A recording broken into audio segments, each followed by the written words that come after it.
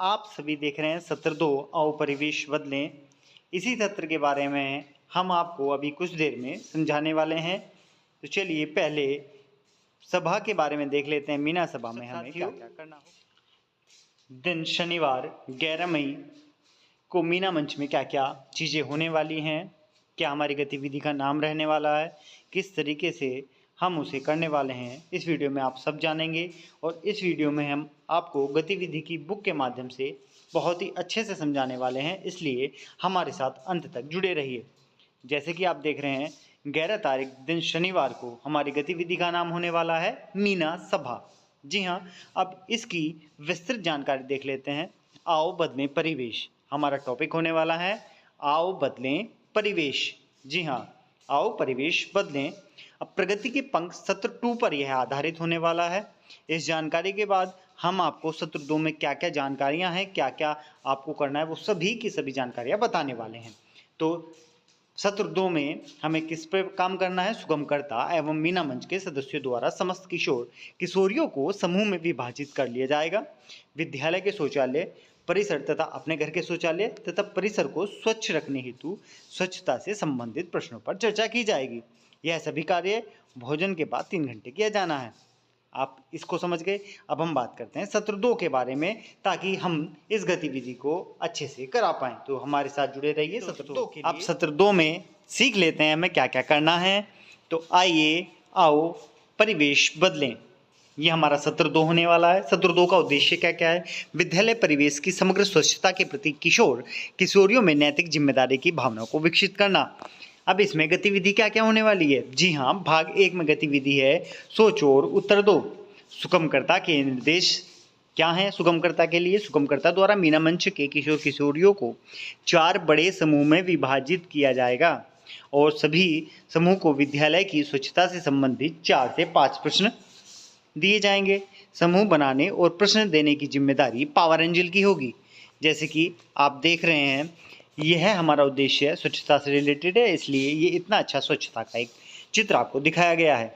इसमें प्रश्न क्या क्या है, हम प्रश्नों को एक बार जान लेते हैं। क्या हमारे विद्यालय में शौचालय उपयोग में है या नहीं है। क्या शौचालय में दरवाज़ा है। यदि दरवाज़ा है तो क्या इसे खोला जा सकता है शौचालय द्वारा, यानी कि शौचालय का दरवाज़ा खुला है या उपलब्ध चाबी के साथ बंद है। क्या दिव्यांगजनों द्वारा शौचालय तक पहुँच बनाने हेतु रैंप और रेलिंग की सुविधा है।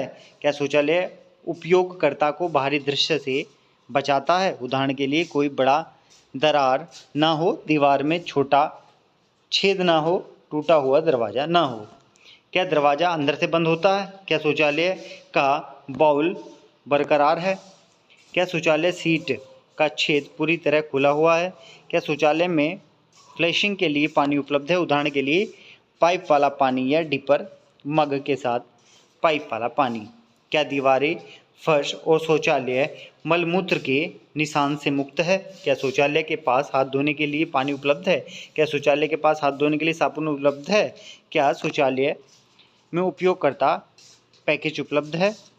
क्या क्लीनर पैकेज यानी कि झाड़ू, पोछा, स्पंज, दस्ताने, face mask, safety jackets, boards, cleaning सामग्री, कीटाणुनाशक पूर्ण और उपलब्ध है। क्या रख रखाव package, cruise driver, toilet pump, हथौड़ी, पाइप पेचकस, हुक लॉक्स, सीलिंग एजेंट पूर्ण और उपलब्ध हैं। क्या शौचालय के निकट चालू दशा में इंसिनरेटर स्थापित है। उक्त प्रश्नों का उत्तर सभी समूहों को हाँ या ना में देना होगा। भाग 2 में देख लेते हैं आत्मचिंतन और आत्मनिरीक्षण। इसके बाद किशोर किशोरियों द्वारा नोटबुक में लिखे कि शौचालय संबंधित जो सुविधाएं उपलब्ध नहीं हैं, उनके ना होने से विद्यालय की स्वच्छता किस प्रकार बाधित होती है या स्वच्छता पर किस प्रकार प्रभाव पड़ता है। अब हम भाग 3 को जान लेते हैं।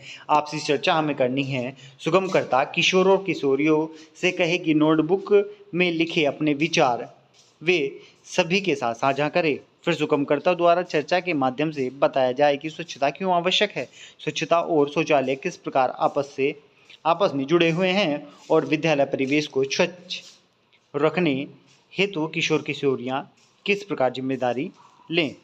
भाग 4 देख लेते हैं, निर्णय लेना। मीना मंच की किशोर किशोरियाँ स्वयं से वादा करें कि वे विद्यालय में शौचालय एवं परिसर को तथा अपने घर के शौचालय एवं प्रांगण को स्वच्छ रखने हेतु वे पूरी जिम्मेदारियां लेंगी। बच्चों के नाम के साथ उनको टास्क प्रदान करते हुए सूची बना लें। मीना मंच के अगले सत्र में इसका फीडबैक तथा समीक्षा अवश्य करें। इस प्रकार आप पूछ सकते हैं।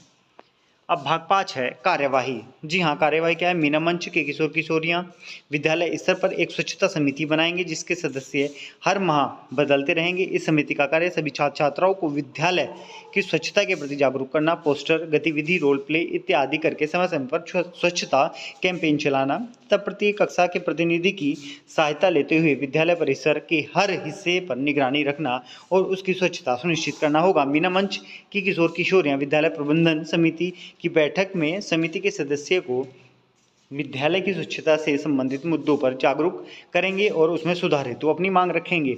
उपरोक्त कार्यवाही का फॉलोअप प्रत्येक माह की विद्यालय प्रबंधन समिति की बैठक में लिया जाएगा जब तक स्वच्छता से संबंधित सभी मुद्दे हल नहीं हो पाते।